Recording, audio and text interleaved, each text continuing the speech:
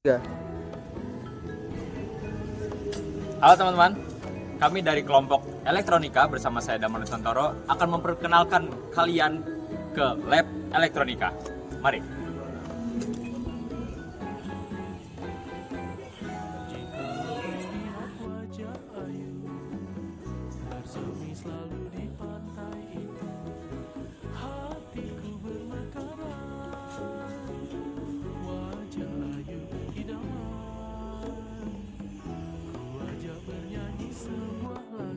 Oke, baik teman-teman, kita telah sampai di ruangannya. Nah, suasana ruangan ini adalah ruangan praktikum teman-teman. Tapi sebelum kita mengenal lebih jauh ke dalam suasana lingkungan labnya, saya akan memperkenalkan ke teman-teman sekalian. Dalam ruang praktikum elektronika ini ada kelompok riset khusus yang tergabung di dalamnya, yaitu elektronika non-destruktif dan instrumentasi. Nah, kira-kira ada apa aja sih teman-teman? Nah, mari ke sini. Nah, ini adalah salah satu cabang risetnya teman-teman, yaitu ada instrumentasi medis. Nah, sebenarnya teman-teman yang perlu ketahui itu ada 3 teman-teman untuk saat ini, yaitu instrumentasi optik, instrumentasi medis, dan instrumentasi pertanian yang diampu oleh Pak Agung, Prof. Agus, dan juga Pak Bowo teman-teman. Seperti itu. Jadi ini kalian ingin bergabung ke dalam elektronika non-destruktif dan instrumentasi, boleh banget berkunjung ke elektronika. Seperti itu.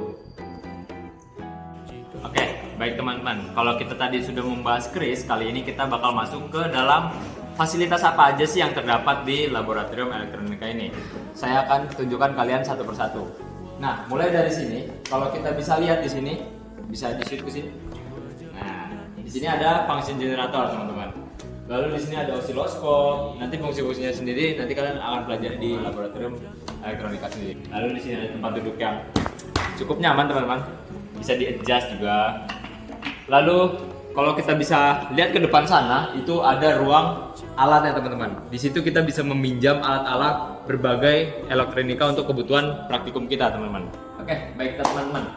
Nah, kita sekarang berada di salah satu ruangan yang dipergunakan untuk pembelajaran teman-teman khususnya, yaitu di ruangan sebelah yang tadi kita pertama kali masuk. Nah, ini adalah suasana dari ruangan pembelajarannya teman-teman. Seperti ini kurang lebih. Ini ada PowerPoint, di sana ada buku tulis dan sebagainya. Nah, teman-teman, sekarang masuk ke K3 atau kesehatan dan keselamatan kerja. Di lab ini memiliki beberapa K3 yang udah ada di sini. Tapi sebelum itu, ayo kita ke mesin yang sedang praktikum di sini. Nah, di sini masnya tidak menggunakan pakaian pelindung sama sekali dan itu tidak disarankan. Jadi mungkin masnya bisa ganti pakai jas dulu.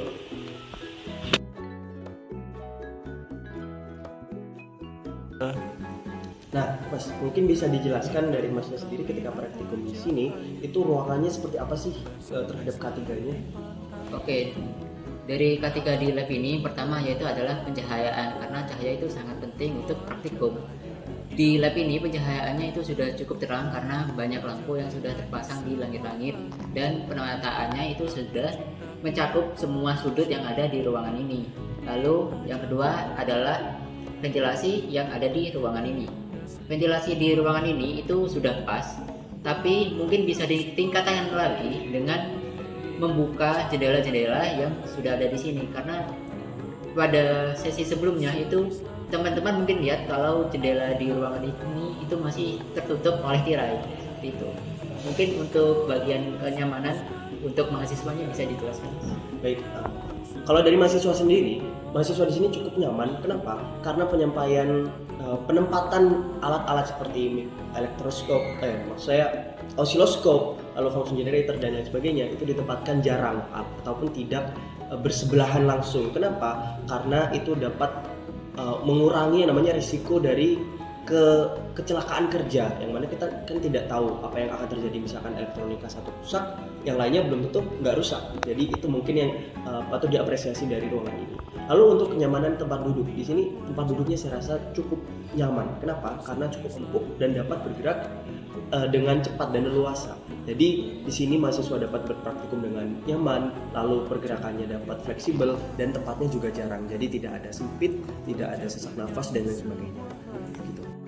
Nah, kebersihan di ruangan lab elektronika dan instrumentasi ini sendiri sebenarnya saya rasa udah cukup. Tapi ketika melihat penempatan barang ataupun jumper dan lain sebagainya, saya rasa itu perlu diperbaiki. Kenapa? Karena masih ada banyak sekali mungkin sampah ataupun penempatan barang yang tidak sesuai tempatnya di ruangan ini, sehingga itu dapat mengganggu yang namanya mungkin kotoran ataupun kesehatan dari mahasiswa itu sendiri ataupun aspeknya juga seperti itu.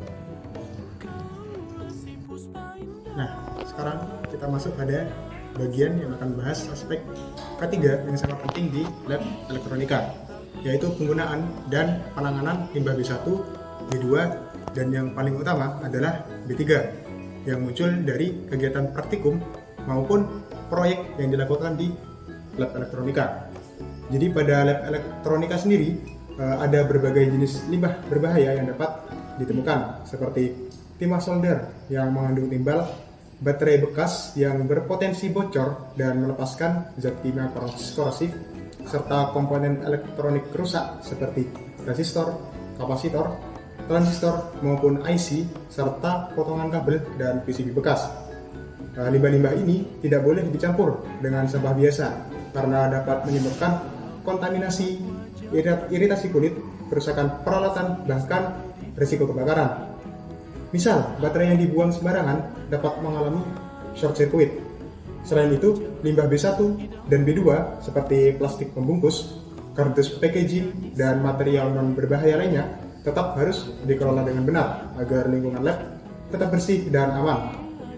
Untuk mencegah risiko tersebut, lab seharusnya menyediakan wadah pemisahan khusus seperti kotak baterai bekas, tempat tahan api untuk sisa timah, serta kotak terpisah untuk komponen yang rusak.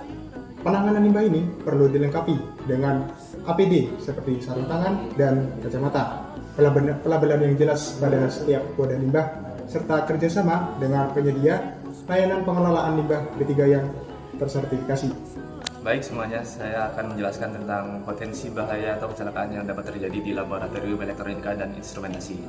Bahaya yang pertama, jika mendengar laboratorium elektronika, bahaya yang pertama kali terpikirkan pasti adalah bahaya tentang sengatan listrik. Sengatan listrik terjadi jika terdapat arus yang mengalir melalui tubuh kita, menyebabkan rasa nyeri, luka bakar, ataupun kematian. Cara mencegahnya adalah kita harus memastikan bahwa tangan kita kering sebelum menggunakan alat elektronik, lalu juga memastikan bahwa semua arus dari kabel-kabel itu terisolasi. Lalu di lab elektronika juga melibatkan proses penyolderan untuk pembuatan rangkaian. Uap dari solder itu bersifat berbahaya dan beracun dan dapat menyebabkan iritasi pada mata, hidung maupun tenggorokan jika terpapar. Pencegahannya adalah dengan menggunakan alat pelindung berupa masker maupun kacamata atau goggles. Selanjutnya, solder juga dapat menghasilkan panas yang tinggi dan dapat menyebabkan luka bakar jika disentuh secara langsung. Untuk bahaya yang terakhir adalah bahaya korsleting listrik. Korsleting terjadi karena dua potensial arus yang bertemu hingga arusnya itu melonjak, memunculkan kebakaran atau ledakan. Nah, sekarang kita akan membahas yang namanya mitigasi bencana. Bencana-bencana ini ada apa aja sih? Yang pertama ada kebanjiran, ada gempa bumi, kemudian ada kebakaran. Nah, bagaimana caranya kita untuk mengantisipasi ataupun memitigasi yang namanya kebakaran? Yang pertama adalah kita harus meminggirkan ataupun menyingkirkan bahan-bahan yang dapat memperparah keadaan terbakar tersebut. Kemudian yang kedua, kita harus menggunakan apar. Nah, bagaimana caranya kita menggunakan apar?